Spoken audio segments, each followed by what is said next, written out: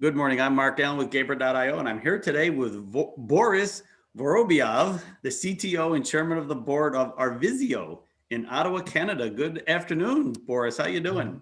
Good afternoon, Mark. I'm doing great, but I would like just a little bit to correct this information. Due to some structural changes in the company, now I'm rather than chief scientist rather than CTO Okay. in Arvizio, and actually I am chairman of the board, but not of Arvizio, of another company. Okay. Name of this company is Site Power, and this company is doing also digital transformation, but in mining. So so it's a bit different, but in general, whatever everything you just said, man, is right. Just basically, it's right. Yeah. Okay. Well, thank you. So you are the chief science officer at Arvizio. So, So well, I was going to say before that, I mean, can you give us a brief background of yourself and your work experience? so look, in fact, I would say that, of course, we came to Arvizio, all this activity around Arvizio, this idea to create Arvizio started not from scratch, definitely not from scratch, because my previous life, I would say all my life, been to certain way connected with spatial data processing, modeling, simulation of various processes, natural processes in the environment, in a various and different way connected to spatial information, to the information distributed in the space, actually information that does have coordinates like associated with the phenomena or with whatever you wish. Yeah. Yes, I had some experience in my past with giving lectures to the student in Ukraine. It was a long time ago. Actually, I tried to deliver to the students how to build models of nature, how to deal with all this information. And then when I moved to Canada over 22 years ago, yeah, actually I continued this activity, and I was one of the founders of few companies, of few startup companies, which were working with spatial data in various and different ways. And eventually, a few years ago, we came to this beautiful idea to actually to dive into this absolutely new innovative world of augmented and mixed reality. When HoloLens appeared on the market, when the Magic Leap appeared on the market, all these fantastic glasses that gives us great opportunity to look at the things that do not exist but do exist simultaneously. Yeah? So it was kind of a boost for us, and we decided, having a lot of experience, having a lot of technological actually advantages and some things in our hands, we decided to start this new company, Arvizio. Ah, very good. And so tell me about Arvizio. What is it that you actually offer? Who's your typical customer? All those things. Yeah. So first of all, what we do in Arvizio? Okay. So all our customers. Let us focus on architecture, engineering, construction, because customers in this area, like big builders, companies who are in this area of activity, they always deal with big spatial, industrial, architectural, or engineering models. So they do have these models usually in using more or less standard CAD software like AutoCAD or Bentley software, and then other like packages like that. And of course, everybody can use 3D models using their screens and so on and so forth. But one story is to use the screen, and another story, if you can get this model, put it literally wearing glasses, put it like in front of you, like in the middle of your office, and look at that like as this model is really already created from the iron, wood, plastic, and so on and so forth. Literally, you may just almost touch it, like you don't feel that so far. Maybe it will come later, but today you cannot feel it. But literally, you see this model allocated anywhere you wish, and this beautiful opportunity creates absolutely different experience. Absolutely different experience. You see these virtual objects in a way they would look if they were already created from something very material. Yeah. Mm. So here's the catch, because actually this technology came some time ago, and everybody probably know about virtual glasses. You wear glasses, and it's full immersion. So you wear glasses, you're on Mars, and you see Martians, you see what is going on Mars, but you're completely blocked from the environment. You don't see anything but what glasses is like shown to you. Yeah. Mm-hmm. And augmented reality, this revolution, actually big revolution with HoloLens, came when it appeared that you are not, it's not a must to be blocked from the environment. Sorry, from the environment. You wear your glasses, you see everything around you. You see your coworkers, you see your table, you see all things around you, and simultaneously you see something that is imaginary, but it does exist in front of you. Yeah.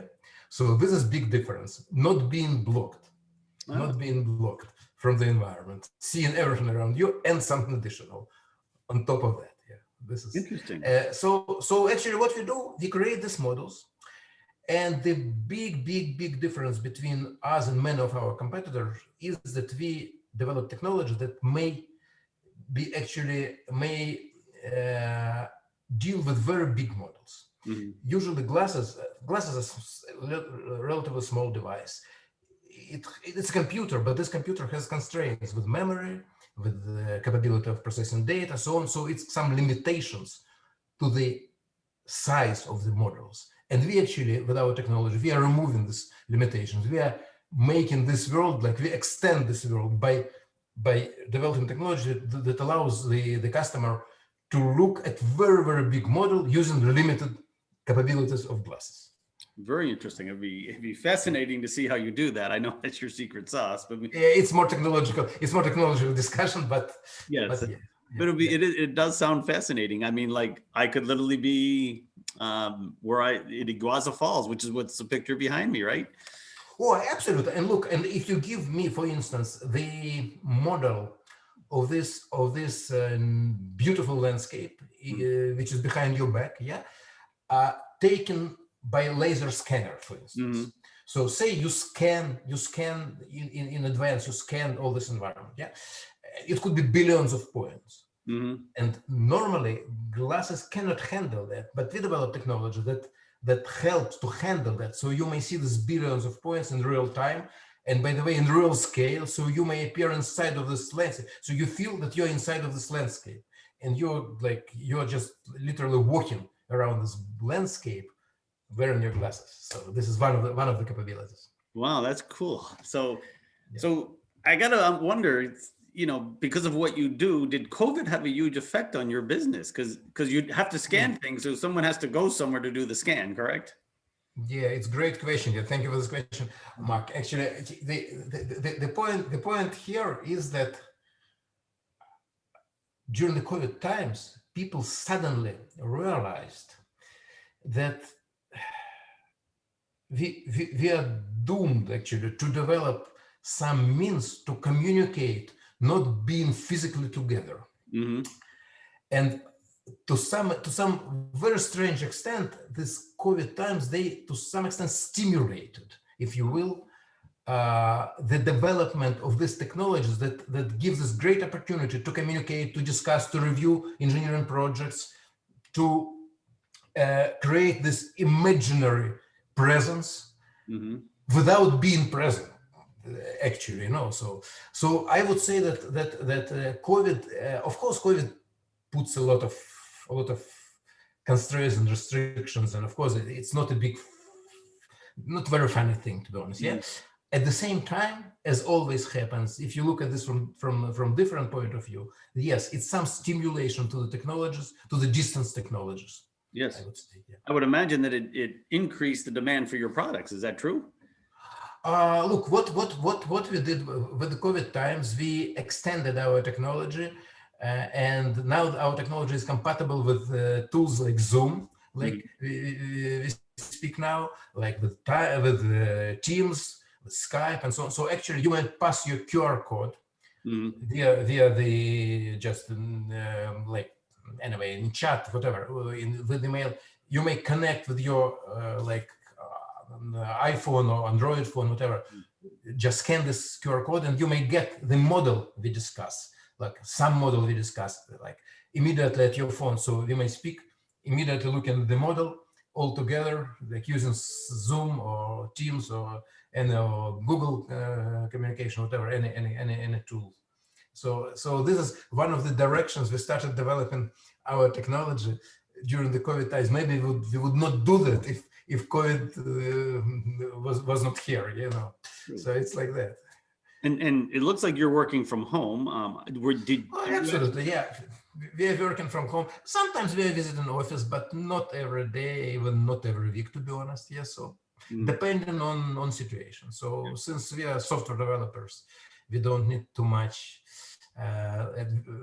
physical presence. Yeah, physical presence, and this we use this opportunity. Yeah.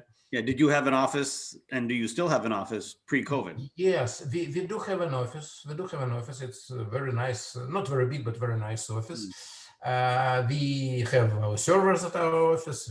They must be properly served and so on. But that's it. Our servers are working in our office, and then we're sitting at homes. And sometimes we visit our office if we need, for instance, to make some presentation together, because our technology allows us not only just to create this imaginary model presentation distantly, but also to create this kind of virtual presence of all participants in the meeting. So we present them as an avatars, as kind of silhouette figures. So say if you and I, we speak using our session, collaborative session, then here I may see your avatar, you may see my avatar at your room. So it creates some some additional spirit, if you will. Does your dev team use your product when they're coordinating with each other? Yeah. Actually, it's but we have some trials for our product, so it's not a problem. But in general, look, speaking on more serious note, well, our product is, of course, it's a product for enterprises. It's a product for big customers, not so much mass market. Rather, I would say it's for industrial mining customers and so on and so forth. It's just how we focus it today. Yeah. Nobody knows what would happen tomorrow, but today this is our pitch, if you will. Yeah. And judging from your accent, you're not from Canada. I would assume you're from Eastern Europe. So do you have a development team in that part of the world? We have a distributed development team. We have good core part of our team in Ottawa. We have part of our team in Ukraine. We have some people in US. So we are at least in 3 countries, I would say. Yes, US, Canada, and Ukraine. I believe, yeah, that's it for now. Yeah, in US and Canada, you don't have the time zone differences as you do. I mean, obviously the Ukraine. Yeah, at least we are in the same time zone. Yeah, because our guys from US, they're in New Jersey, so it's same time zone. Yeah, pretty much due south. yeah, absolutely. So going forward, do you see yourself maintaining an office, or do you think you're going to just go, hey, we've adjusted to remote, we've got our own product that helps it, or are you going to keep the office and still go in from time to time? Very good question, Mark. Look, to be honest, since our office, we are a startup company, yeah. So our office is not very big. It's not like 10 floor building, yeah. It just few hundred meters, yeah. Oh, okay. Square meters office, yeah. About, I believe we have 11 people in Ottawa, yeah. So yes, I guess so far we are going to keep our office, but as I say, yeah, most of the people work from home. We come time to time just to have this nice place to come together to communicate a little bit, but look, I can share my experience. I have, as I mentioned, I'm the founder of another company where we have big office in Ukraine, 30 plus people in Ukraine. And in this situation, look, I told guys, look, it's voluntarily for you. You may come, you may not come. And usually, and since no pressure at all, so what I usually know, out of 30 people, like say about 10 every day are in the office, the rest working from home. And it's kind of, it's rotation all the time. It's rotation, so it's not the same people.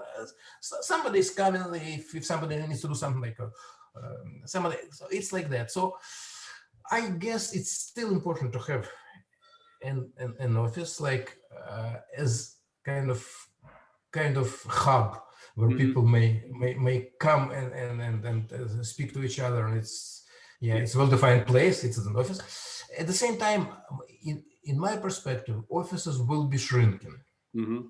So probably it won't be. Probably this COVID, mark will influence our future vision, future infrastructure, and so on and so forth. It's maybe too early to speak about that, but it's my personal opinion. Yeah. So it won't go like without any science. It will put some. I tend to agree. I think it's going to go a hybrid model. It's going to be more of a meeting, not an office place. You're not going to have assigned desks. You're going to have areas where people can meet when they need to. Exactly. By the way, many companies like Google and whatever, like big companies, they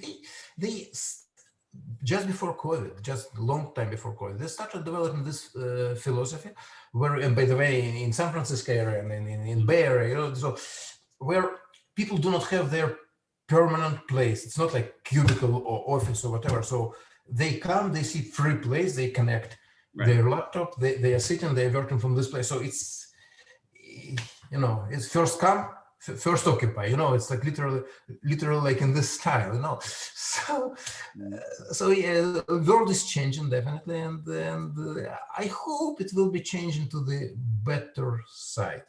I'm kind of optimistic. I am optimistic too. Well, Boris, I want to thank you for your time today. It sounds like you got a really interesting product there. I actually would like to try it out someday. Maybe we can work something out. Sure, Mark, and thank you for having me today. And it's a pleasure speaking to you, and stay safe and healthy. Thank you. You too. Bye.